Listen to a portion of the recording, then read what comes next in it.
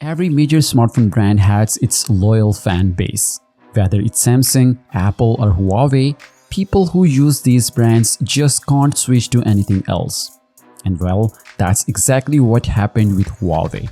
After the ban, Huawei faced two major problems. First, Google services were completely removed from their phones. And second, Huawei devices couldn't make it to markets outside of China.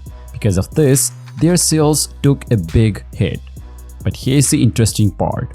Huawei has actually solved both of these issues, and because of that, Huawei fans are now absolutely thrilled. Huawei phones are now launching globally again, and people are buying them while still being able to use Google mobile services. Now, you might be wondering, how is that even possible?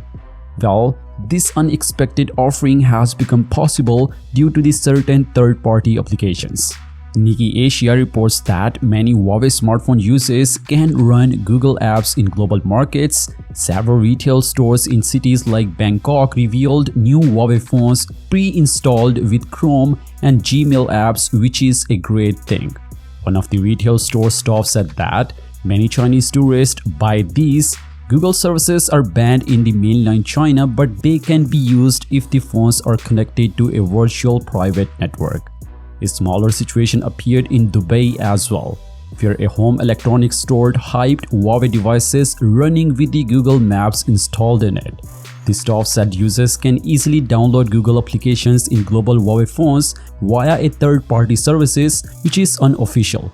In simple words, the retailers who are actually selling Huawei phones globally manage themselves of installing Google services in their devices. So when you open the box, you will get Google services right after, which is why Huawei fans are now quite happy about it. I know it's unofficial, but everything is working fine globally in Huawei smartphones. So yeah, what do you think about this move? Well, let me know your thoughts on it in the comment section below. And as always, I will see you guys in the next one. Peace out.